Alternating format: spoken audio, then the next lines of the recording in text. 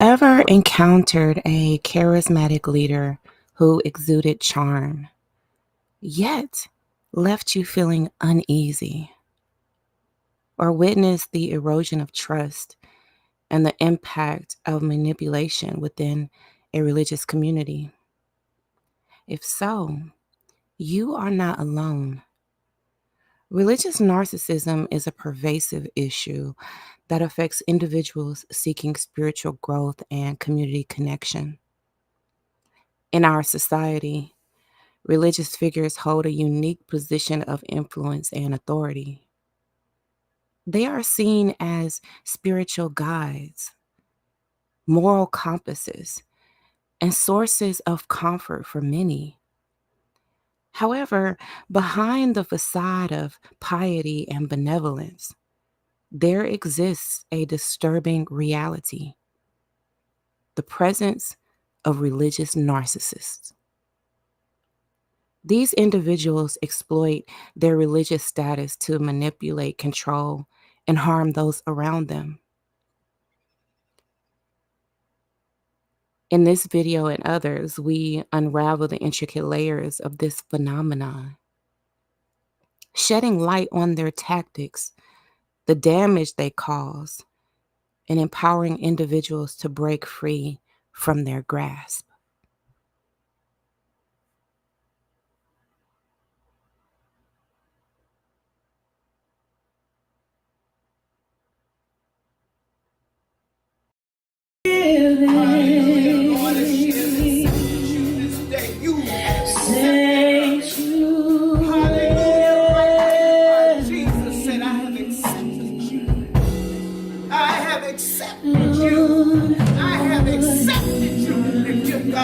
Praise, hallelujah. Give him some praise, hallelujah.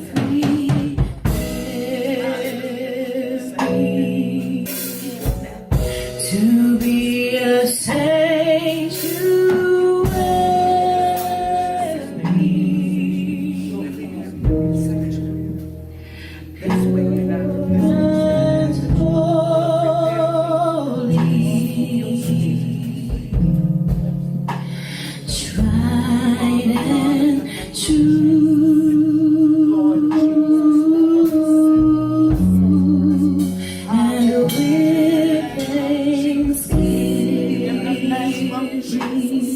in the name of Jesus, I'll be a living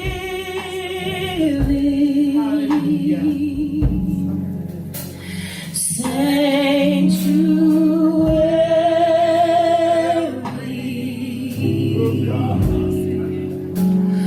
for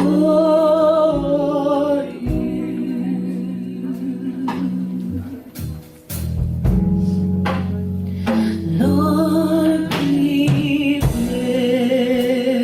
me to be a sanctuary,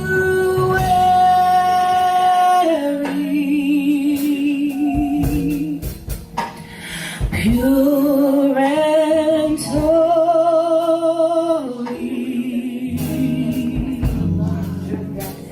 tried and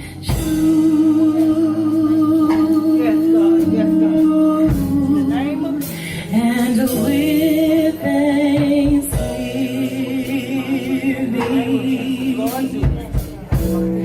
I'll be a living sanctuary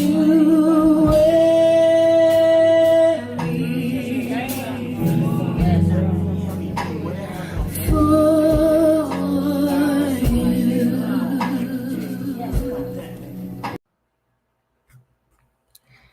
There was a disturbing statistic that says 90% of pastors are narcissistic and abusive. When we think of pastors and religious leaders, we often envision individuals who are compassionate, selfless, and devoted to serving their communities. However, beneath the surface, some pastors may possess narcissistic traits that can negatively impact their congregations. Determining an exact percentage of pastors who are religious narcissists is challenging due to several factors. First, narcissism exists on a spectrum, ranging from mild to extreme. Secondly, narcissists are often skilled at masking their true nature, making it difficult to identify them within the clergy.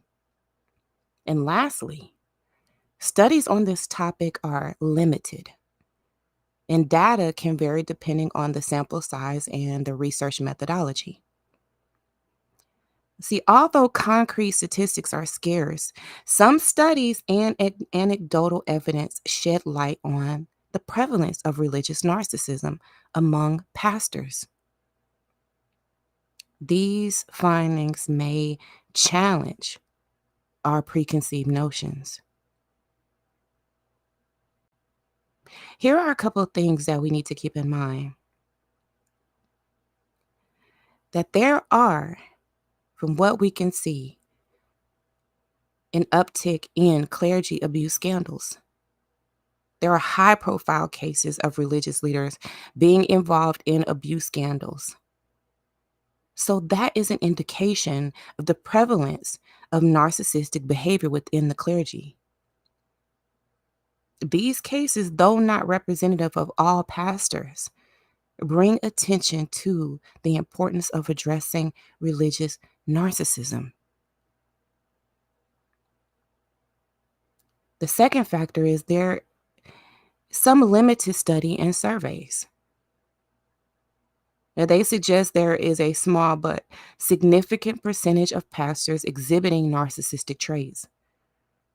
While these exact percentages vary, estimates range from 10% to 20% or higher, depending on the sample size and the criteria used. And then, thirdly, you see that there is a lot of anecdotal experiences. Many individuals have personal stories of encounters with narcissistic pastors, sharing experiences of manipulation, control, and emotional abuse within their congregations. These narratives underscore the need for awareness and discernment when it comes to choosing spiritual leaders. Now, these narratives are out there, including my own. So today we are going to talk about the first installment of the Pastor's Daughter Provoked, the bookcast. And one of the things that I highlight in the book are the spiritual abuse tactics of religious narcissists. The spiritual abuse tactics of religious narcissists. So today we're going to start with religious coercion. And to begin, I want us to listen to a recording. And this is a recording that I released this week, the first iteration of the bookcast.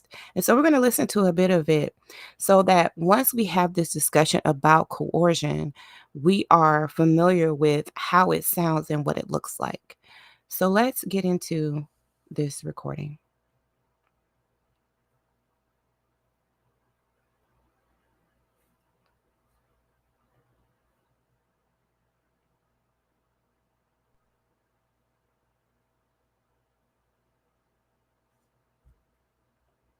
The Pastor's Daughter, a memoir series. Volume 1. Provoked. Written and narrated by Dolores Michelle Peters. Trigger warning. Provoked contains content that may be triggering or distressing for some listeners. This series delves into sensitive topics, including religious trauma, emotional challenges, and complex family dynamics. Episodes may include discussions on abuse, emotional distress, and mental health. Please be advised that listening to this content may evoke strong emotional responses or memories. If you are sensitive to these themes or have experienced trauma, consider whether this content is suitable for you at this time. It is crucial to prioritize your mental and emotional well-being. If you find that the content becomes overwhelming, we encourage you to take a break or seek support from friends, family, or mental health professionals. Your well-being is of the utmost importance. If you proceed with listening, we appreciate your understanding and acknowledge the importance of creating a safe and supportive space for all listeners. If you or someone you know is in crisis, please seek immediate help. Prologue. It was all too familiar. You know what? Fuck all y'all. Every one of you motherfuckers. Every one of you. You want to play a game with me? Come on. Let's go. Let's game up. Come on. You want to play a game? I got games for every one of you motherfuckers. His tone sent a... Okay, I want to stop it there. Let's stop it there and let's get into this discussion about coercion, because that's what you just heard. Okay, that's what you just heard. And let me just go back just a little bit and let me play. Proceed with listening. We appreciate your understanding. Sensation through my chest to the... You want to play a game? I got games for every one of you motherfuckers. His tone sent a... Fuck all. It was all too familiar. You know what? Fuck all y'all. Every one of you motherfuckers. Every one of you. You want to play a game with me? Come on. Let's go. Let's game up. Come on. You want to play a game? I got games for every one of you motherfuckers. His tone sent a piercing sensation. Okay, so let's get into the dialogue that you hear. Now, you guys know that 2 years ago today, I released volume 1 of my memoir series, which is entitled The Pastor's Daughter Provoked, which is the cover that you see there on the screen. Speaking of, if you have not gotten my book yet, please go and get my book, honey. It is filled with a lot of great information and insights into religious narcissism. But today we're going to get into one of the spiritual abuse tactics, which is coercion, religious coercion. Now, you may be familiar with other types of abuse, right? Domestic or other types of domestic abuse, domestic violence, physical violence, verbal abuse, and things like that. But there is a more subtle type of abuse, and it is equally as harmful, and that is religious coercion, and that actually coercion. Let me take it back to just the basic level, right? Now, religious narcissists put a religious spin on their narcissistic behavior. That is a key difference between a what you would call a regular narcissist, or what I'll call a regular narcissist for these purposes, and the difference between a regular narcissist and a religious narcissist. The main thing is that they use religion to abuse people, to escape responsibility for their behavior or to justify their behavior. And before we get into the religious aspect of it, let's just talk about it on the very basic level, right? Without the religious spin that that religious narcissists put on it. And that is just coercive control. And coercive control is a strategic form of ongoing oppression and terrorism. It's a form of domestic abuse that involves patterns of behavior that are aimed at controlling, dominating, and subjugating another person. Typically, it's a partner or a family member. It goes beyond physical violence. And there is a range of other tactics and characteristics that are presented instead of, usually in lieu of, physical violence. And sometimes it's in addition to physical violence. So the point of these types of behavior is to make the victim dependent on the person, the religious narcissist or the narcissist in this case.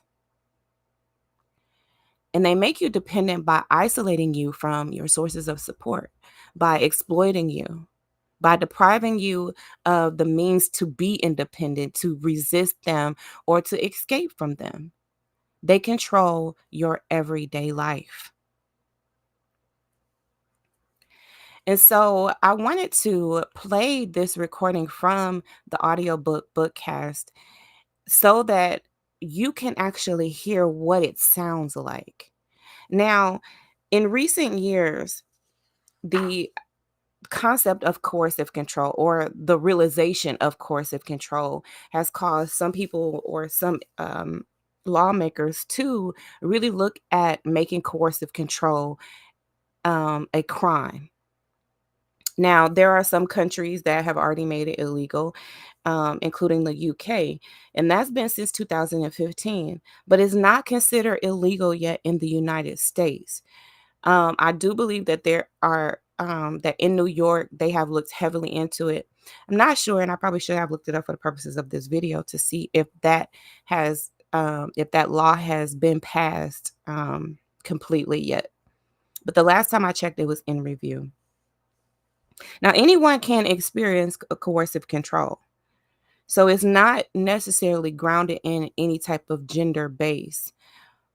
But what I have noticed is that there is predominantly male who inflict this coercive control onto others. However, I don't want us to get caught up in that, because I think that what happens is a lot of females, they kind of are not on the radar because we don't typically think that females will engage in this type of behavior. Now, there are some major signs of coercive control, and we're going to get into that today.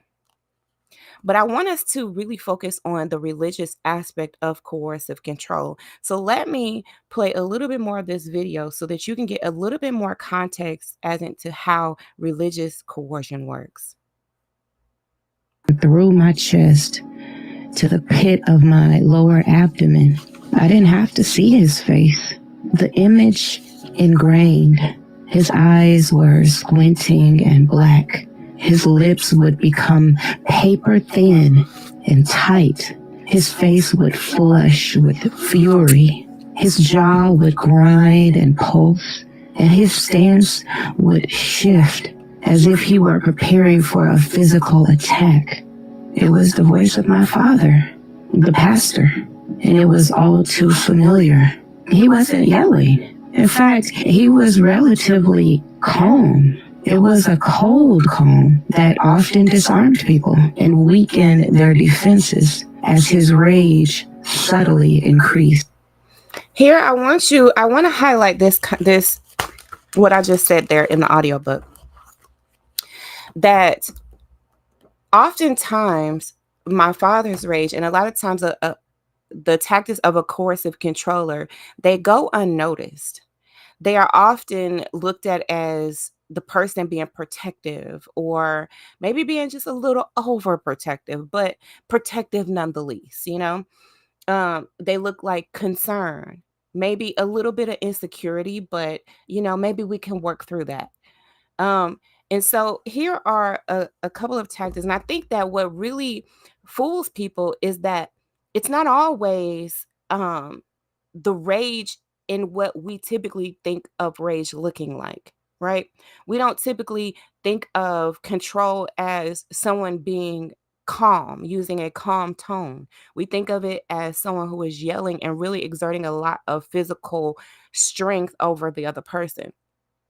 But what you'll find is that, especially while we're talking about this in the tactics of a religious narcissist, which is someone who typically works with a lot of people, so they have been able to kind of hone and fine tune those skills so that they appear to be friendly, or they appear to be protective, or they appear to be providers. They appear to be concerned about your soul and your well-being. They appear to be strong. But these coercive controllers are the weakest people. And I want you to take weakness as in the physical sense.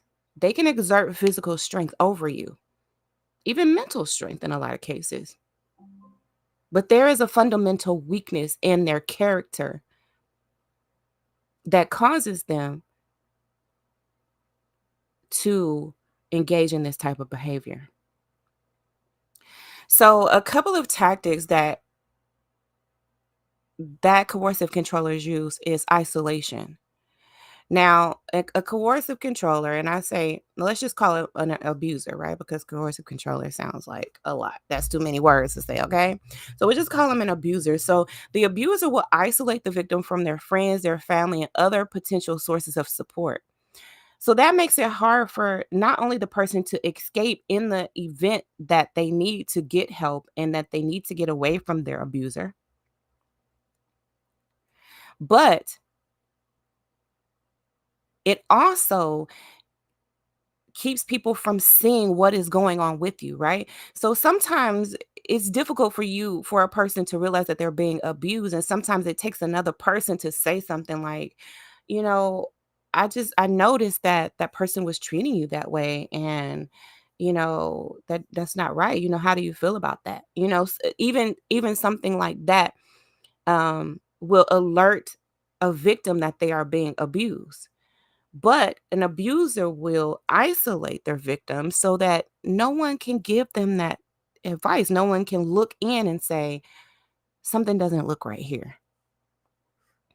Another tactic is that the abuser will degrade you, right? Including verbal abuse, manipulation, humiliation, constant criticism.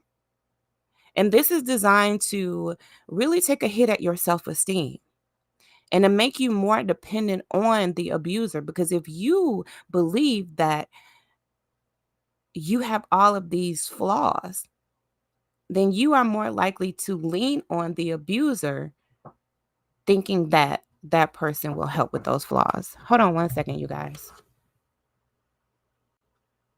Come here. Babe, you just made me realize something. I think no, I haven't been on me. I just haven't been on video. Hey, honey. Yeah, my husband just came in. Say hey, Phil. Hey. Hey, y'all. What's going on? Never much. Okay. We're talking about religious coercion today. Mm-hmm. Did my package come in? Is it out there yet? The treadmill thing? Oh, I didn't see it. No, it'll be here soon. What's up?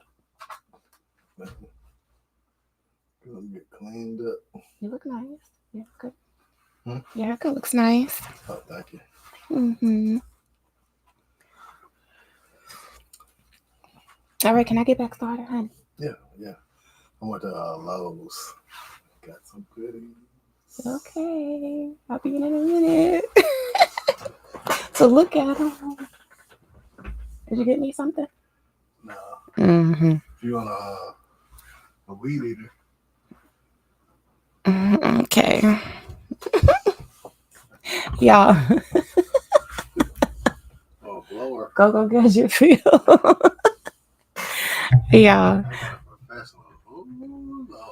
Whatever. Yeah, my husband loves his gadgets, y'all. Okay. He said he got a weed eater and a leaf blower. Child, seem like he get a new one every year. like how many weed eaters and leaf blowers do you need, child? Anyways, as soon as he came in here, y'all instantly got hot. Like physically hot. Where my fan? Y'all, hold on. Why did I instantly get hot? Okay. Anyways, so we are on degrading. And so what you'll hold on, y'all. I see now I gotta gather myself back together. You see how the man just throws me all the way off. Okay, we were talking about isolation and we were talking about degrading. The third characteristic is monitoring and controlling behavior.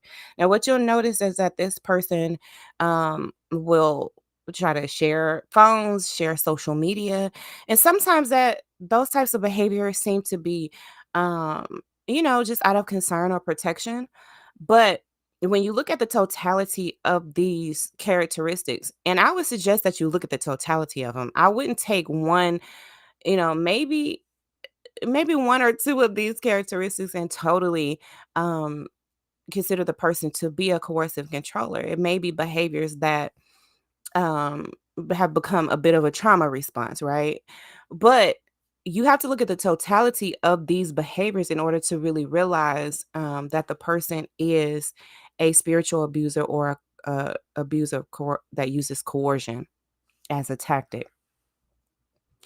Now, another tactic is threats and intimidation. So this abusers will use threats to keep you in line, and oftentimes, um, we see that sometimes these people are not physically violent, which makes it very hard for you to really detect it. But another thing that I've noticed is that they have a propensity to violence or they have already been violent. And so maybe they stop the physical violence, the physical behavior, but oftentimes that has already put a person in a controlled position, right? If you know that a person can and will because they have physically abused you, it does control your behavior. It keeps you from doing certain things because you don't want to trigger that behavior that you received in the past. And even if it's been years and years since a person has physically harmed you, the fact that they ever did it is etched in your mind. It's there. You know that the person can and will abuse you physically. Um, Another thing that they will do is use other threats like taking away your children, taking away access, other forms of retaliation that you just don't want, right? Taking away other things that you have, that you love. Um, and those are threats and intimidation. And then there is economic abuse, where a person has access to your financial resources, making it difficult for you to leave or making it difficult for you to access your money. Another characteristic is emotional and psychological abuse. This involves manipulation, gaslighting, and other tactics. And I think that we are pretty familiar what gaslighting is and manipulation, so we can easily identify those things. But can you easily identify those things when they are encapsulated by religion, when the person puts a religious spin on it? Now, the final characteristic or the final tactic that I'm going to talk about here is sexual coercion. Now, this involves pressure and force into sexual activities without consent. Um, and that is another aspect of this type of abuse. Now, coercive control is recognized in some legal frameworks, right? But this is relatively recent, which is an indication that there still is a lot of work that needs to be done in this area that um, is relatively new, and that any type of information that we could provide about our experiences with coercive control is something that's really going to help this thing really come to light and really help people to break free and to heal from it. So if you have an experience with coercive control, I encourage you to reach out to me. I want to hear your story, and I want to share your story with other daughters who may be experiencing this or who need to just be aware of what to look for and how to recognize coercive control. Now, I want us to talk about the religious aspect of it. And as we get into the religious aspect, I want to play another portion of this video, and that's really going to highlight how religion is used to really push these coercive behaviors. Okay. So let's get into that now. But I was completely in tune with his emotions, a skill I developed as a child, and how I survived growing up in constant fear. He gave these tantrums in doses, a toxic cocktail of verbal abuse, manipulation, and control, encapsulated by religion, which made it palatable. But anger was the active ingredient. And that's what you will notice, that when you are dealing with an abuser, that underlying there is anger, there is hatred, there is there is a really dark demonic force that is within these individuals. Now, if you would just look at the body language here without even really listening to the words, then you will see how coercive control can even play out in the person's physical body. So you would have to be looking for characteristics that are also nonverbal. Okay. So let me just play it back a little bit. Okay. And let's just take in body language for a moment before we move any further. Okay. Now I'm going to place this on mute so that you don't hear the words, but that you just focus on the body language alone. Okay. Cocktail of verbal. Like I totally just muted it, didn't I? Hold on, y'all. Hold on. Help is on the way. Hold on, my peoples. Hold on. Lord help me. Abuse, manipulation, and control, encapsulated by religion, which made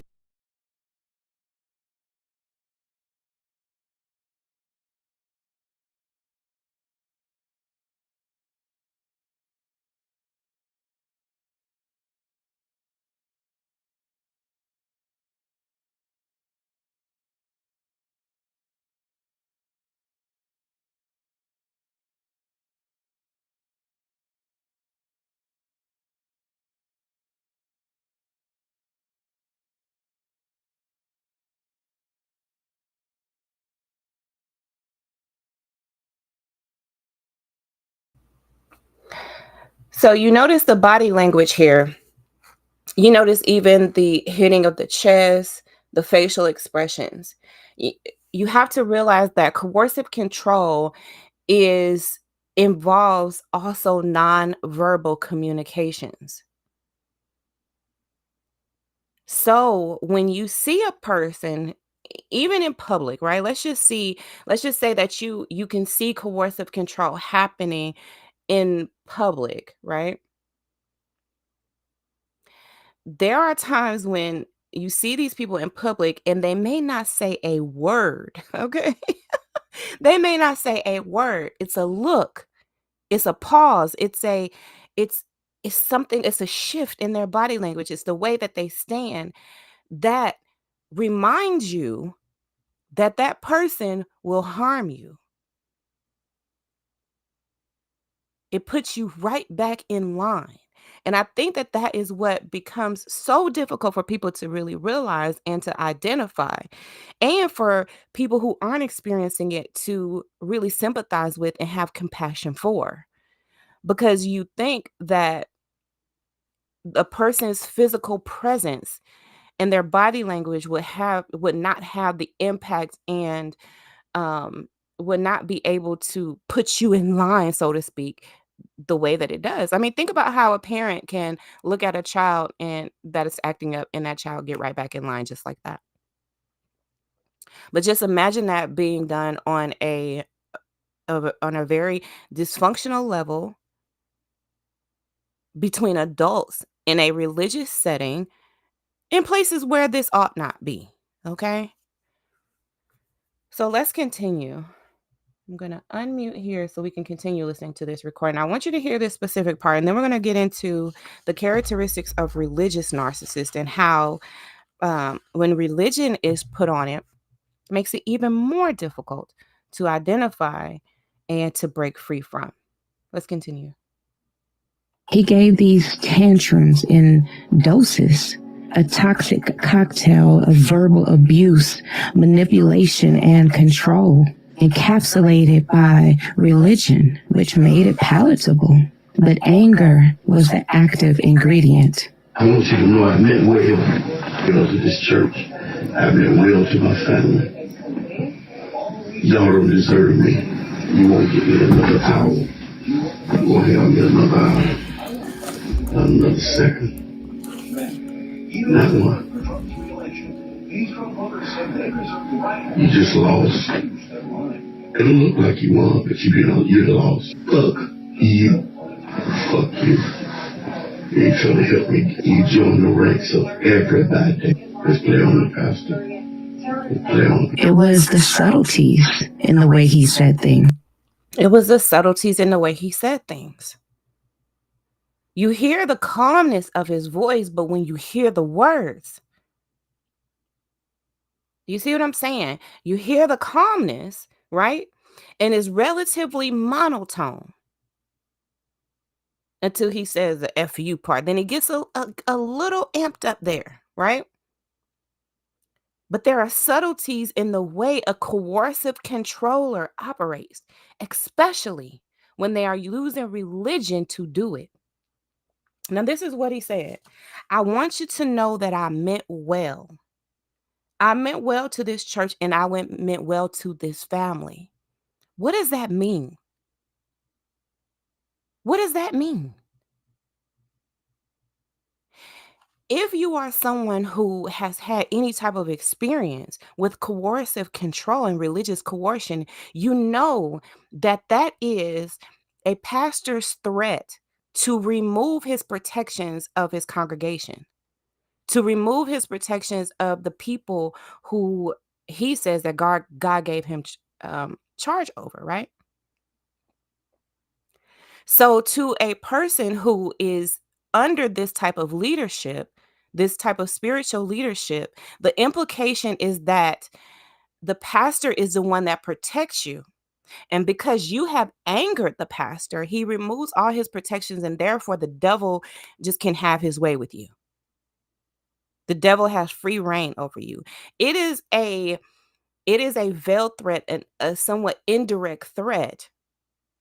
But when you are someone who has a strong religious belief, you've been raised in a church, or you have come to truly believe this with your heart and soul,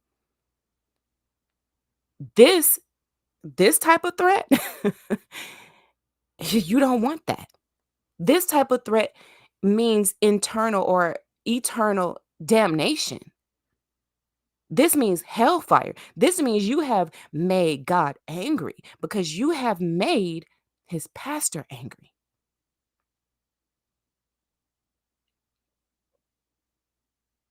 He says, y'all don't deserve me. You won't get me another hour.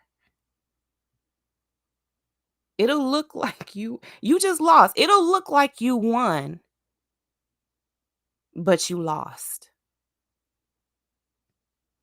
And then he says, F you. F you. Where is that in the Bible? I mean, I didn't see that in none of my texts. You know what I'm saying? I got the King James version. I got the New Living Translation. Child. I got all kinds of versions of the Bible, and I have never seen in there F you. He says you join the ranks of everybody. Playing on the pastor. Let's play on him. In religious coercive control, that refers to the misuse of religion and spirituality to dominate, manipulate, and control individuals or groups, often within the context of a family, an intimate relationship, or a religious organization. This form of coercive control, you guys, exploits the victim's religious beliefs and practices to justify or facilitate abuse.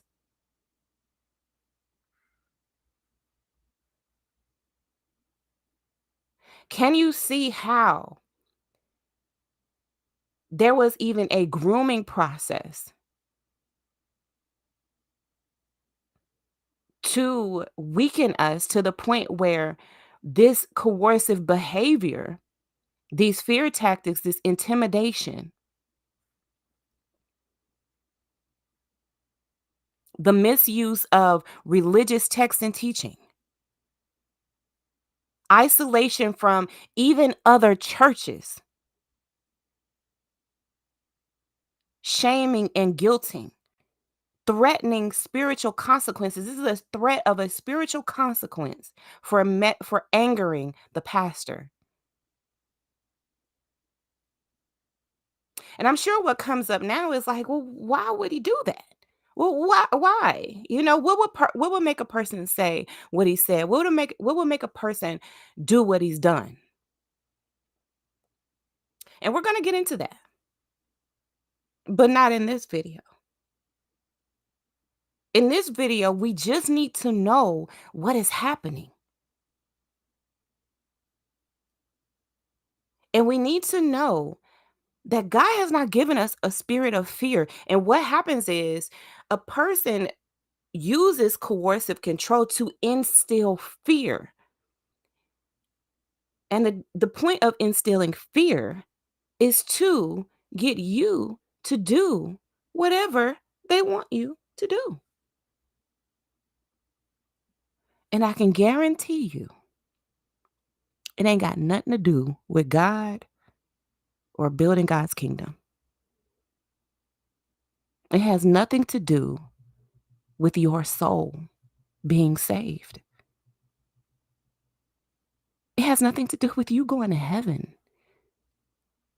It has nothing to do with you living a good life right here on earth. It is for the sole purpose of building up the ego of one very sick individual or a collection of sick individuals.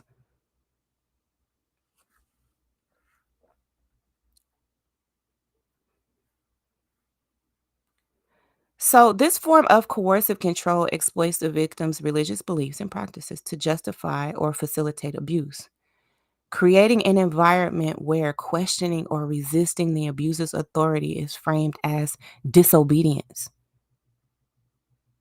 It's framed as touch not my anointing, do my prophets no harm. It's framed as thou shalt honor thy mother and thy father. It's framed as God put me here and you can't say anything about it.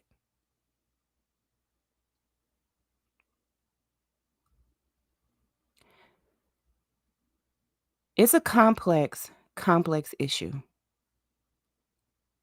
And we would be wrong for looking at this in a totally religious way. But we'd also be wrong for looking at it in a total mental health way. We have to look at them both. And I think that where we go wrong is in the church, we say, well, we don't look at the mental health. We're only looking at the spiritual aspect of things. We're only looking at it from a religious lens. And then when you get out into the world, the secular environment, then they're only going to look at it from a mental health aspect. They don't want to touch the religion. And that is why we can never really uncover what is happening here, because we do not look at it in its whole.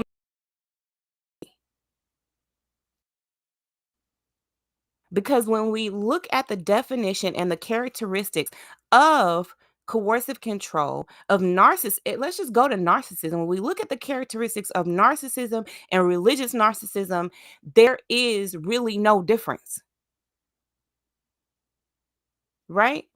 But the religious narcissist has at least grasped the concept that they can really wreak havoc by using your spirituality and your religion as the vehicle to manipulate and control you, to abuse you. So they misuse religious texts and teachings. They'll selectively select different quotes, different scriptures from the Bible, taking them out of context, using them to justify their behavior when it has absolutely nothing to do with them. They use it to subjugate you, to punish you, to restrict where you go and what you do. They use your spirituality to justify abusing you. So they'll say, hey, this is divine. This is, God ordained this. And even when it doesn't present in the Bible, then they'll make a justification for that. Oh, well, this is just what God told me. They isolate you. And this was not readily apparent to us even in my own church until we were isolated from fellowshipping with other churches and other churches that we had previously fellowshipped with. And that was purposely designed to keep people from really being stolen from other churches, right? And really you can say like stolen, but if you resonate with a specific ministry, if that is where God is calling you to be, then that is where you should be. But when you have someone who uses religious isolation,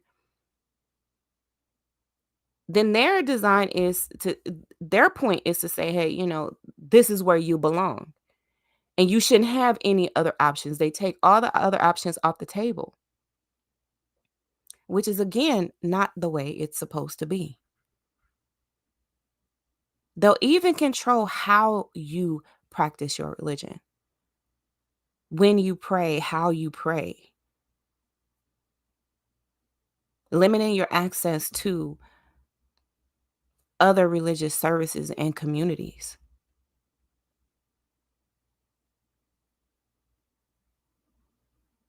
Or even forcing you to practice certain religious beliefs against your will.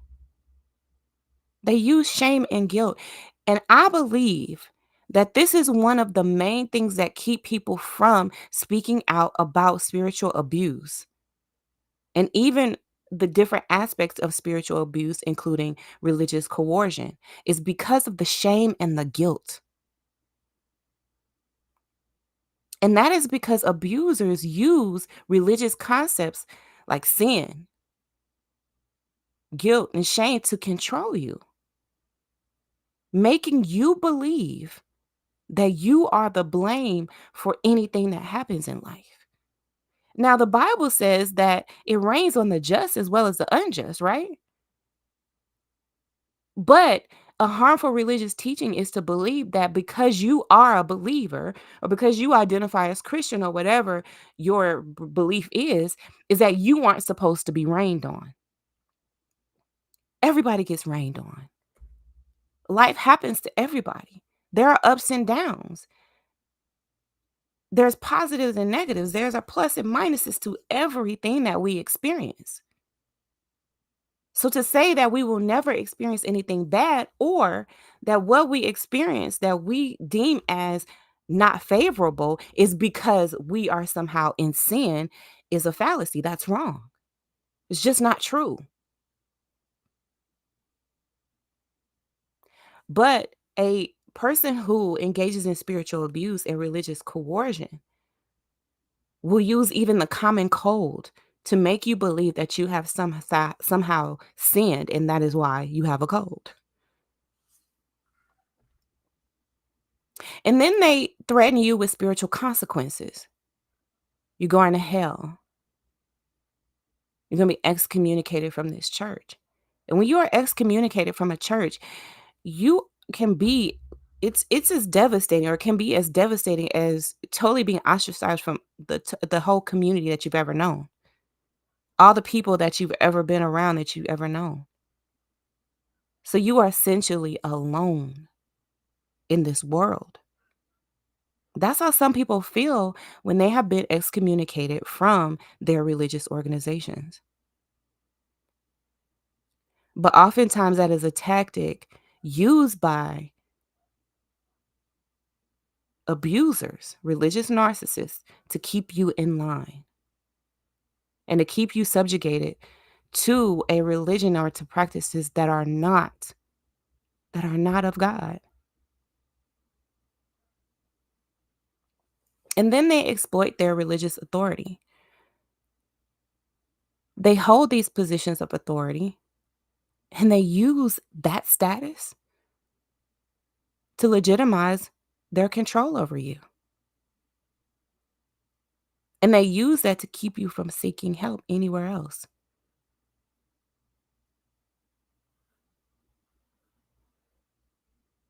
So,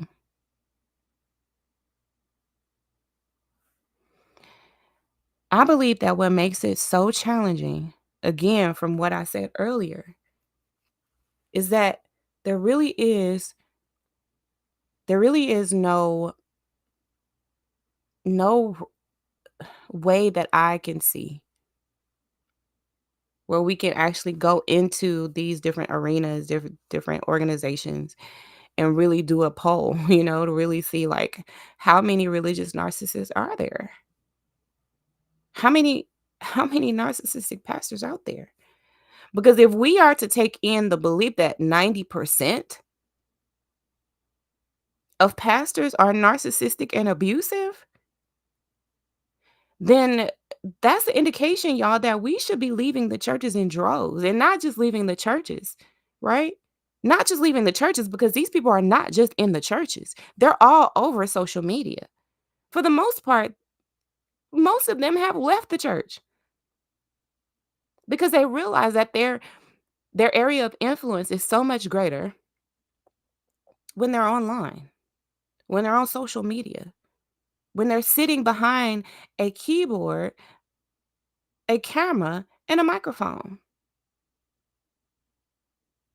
And all they have to do is engage in some of these here tactics.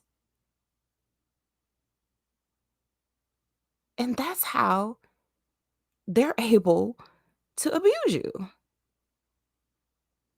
And it's almost like laughable and unreal because it's like, really? Like, really? How? How is this able to happen?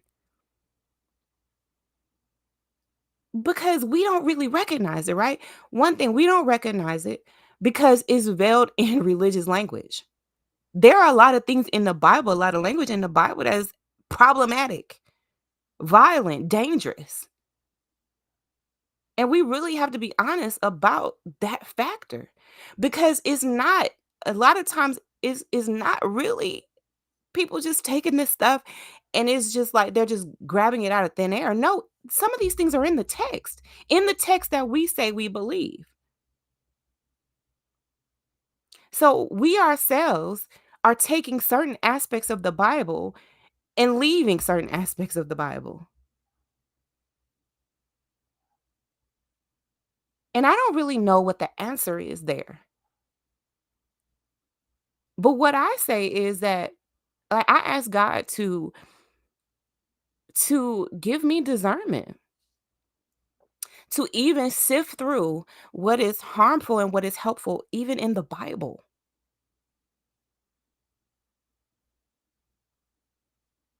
Then there are cultural and religious implications, right? And I believe that what we'll find is that there is a much higher number of religious narcissists in the Black community than there are in any other race. Why? Because it's cultural for us to be religious. We are a religious race of people. It's part of our culture. And when something has become so part of your culture, so ingrained in the fabric of the culture in which you are a part of, it becomes very, very difficult to break free from that fabric.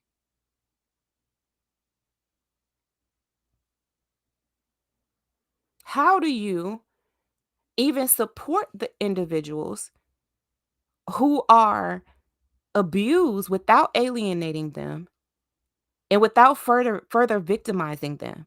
And then how do you address the issue with the abuser without alienating them and further abusing them?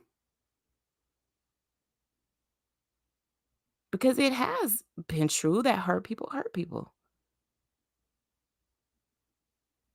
And if we are truly compassionate people and we really truly love people, then it comes with a level of understanding that those who abused us were themselves abused. No, it doesn't justify, but it does add a level of awareness and wisdom of the situation that we really cannot afford to not acknowledge. If we don't acknowledge that our abusers were abused, then we are doing ourselves a disservice and we will never truly get to the root of the problem. Then there is the legal and the social support systems, right? Because there is no legal system for believers. That is something that I am developing. It's called Kingdom Court, trademark pending. And this is a system where believers receive redemption, vindication, and justice. Because part of the reason why this is able to go on and spiritual abusers are able to like duplicate themselves. Because one thing that you can guarantee is as you are looking at the man on the screen, who is my father, you can be sure that he has duplicated his religious narcissism. It didn't just stop with him, it didn't start with him. It's not going to end with him. I can already tell you that I have brothers who are also religious narcissists. This is an infection. Dr. Ramani calls it the epidemic of our time. And truthfully, we need to be giving it the same attention that we did COVID, the same attention that we do the flu. You know what I'm saying? We need to give it the same attention that we do other problems in our society. And one of those things is developing a system that supports those who have been abused as well as the abuser. Because how are we even doing the abuser any justice when we don't allow them to be redeemed? We don't have a redemption system currently. How do these people get into good graces? What are the corrective actions when we have seen that there is spiritual abuse that has taken place and we expose it? Then what? Then what? And then the other factor that makes it so hard to address religious coercion is that we just don't have community. What happened to community?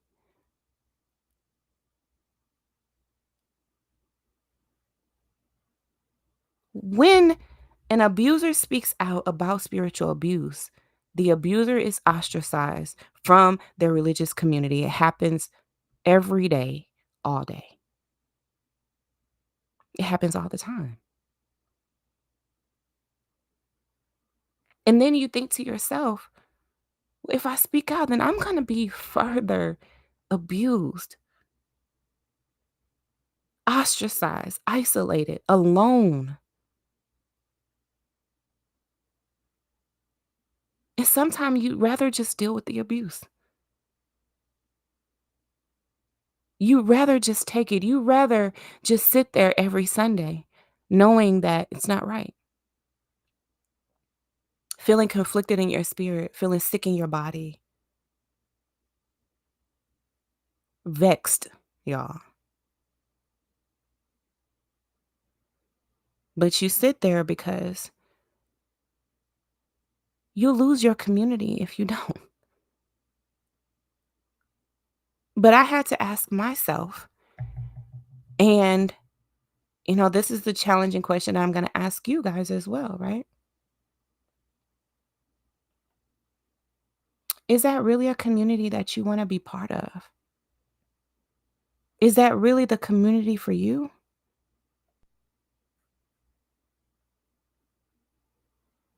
And if you can't identify with that, right? I don't identify with with this type of behavior. I want my faith to be respected.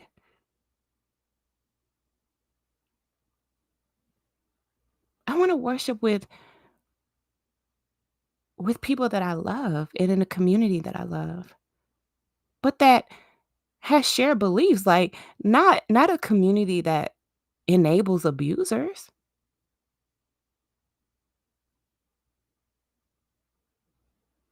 And so I want to challenge you all today to think about if that's the community for you.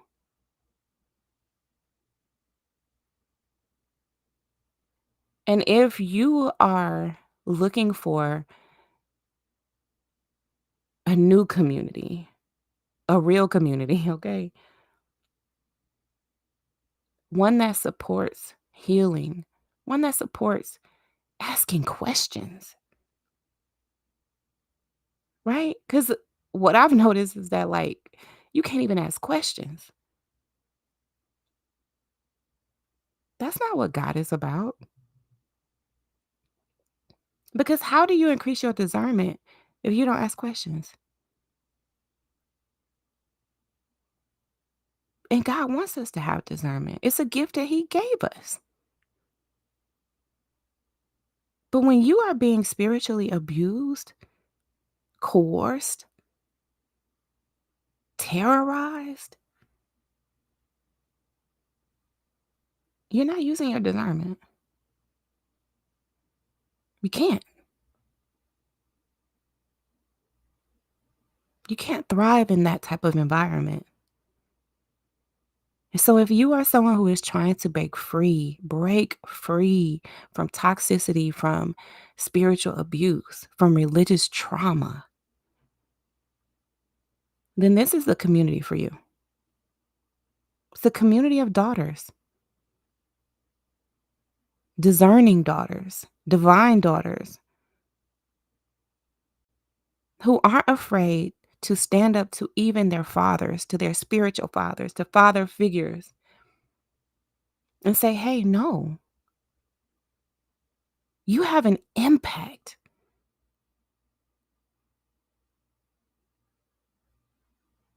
You have power. And I won't stand back and allow you to abuse people, to abuse your power, and to abuse your impact and influence for your own personal gain or for any reason. And so I encourage you all today to break free. If this resonates with you and you know someone who is suffering from spiritual abuse, trying to break free from spiritual abuse, the toxic relationship with their parent, with their faith community or their pastor, and make sure you send them this video. Like and share. Make sure that you're subscribed. And forgive me for having these Invisaligns in. You know, it gives me the juicy mouth. Okay. So, so I was kind of probably talking with a list, but I love y'all. And it's important to raise awareness of spiritual abuse. Because even if you aren't able to identify it for or call it spiritual abuse, it's not okay that it's happening to you. It's not okay that it's happening to people we love.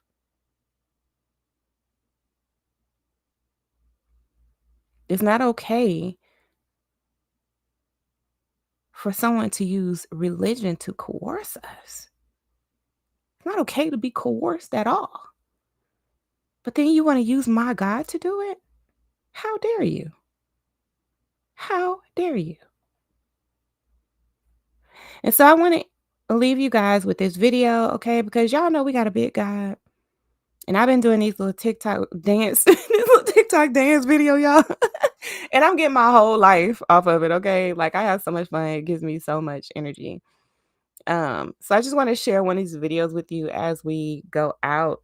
But I want you guys to know that I love you. Okay. I love you so much. And I want you guys to break free from what is holding you back from being the daughter that you were meant to be. I don't know if you guys watch King Jives, but sometime I used to watch him quite a bit.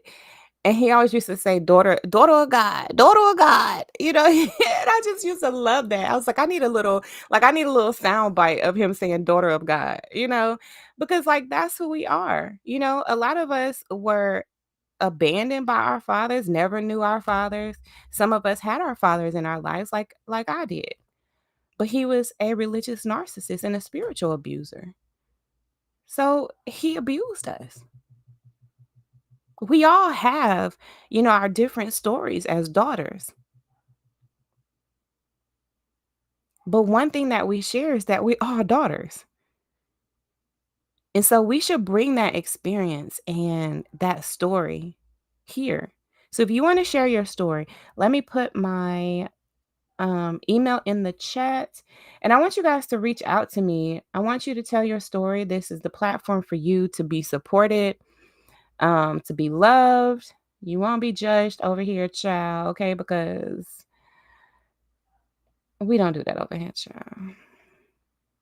We just love you. We just love you over here.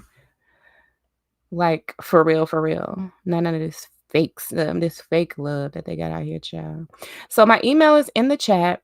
So make sure that you shoot me an email if you love to tell your story of spiritual abuse, religious coercion, toxic relationships, religious trauma, any of those things, then please reach out to me, honey. I am your girl.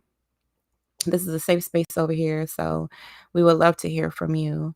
And so I am going to end the stream with this video. And remember, you guys, you are important to me. I need you to survive. Bye-bye for now.